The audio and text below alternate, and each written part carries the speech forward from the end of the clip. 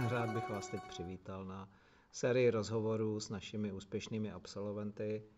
tedy absolventy České školy Feng Shui, které jsem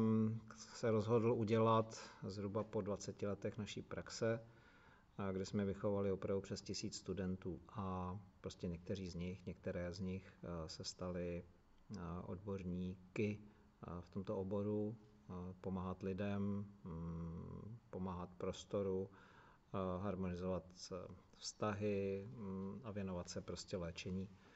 z pohledu tohoto učení. Takže se s vámi budu těšit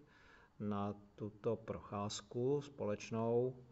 mezi různými osobnostmi a jejich zkušenostmi z oblasti té životní cesty pomocí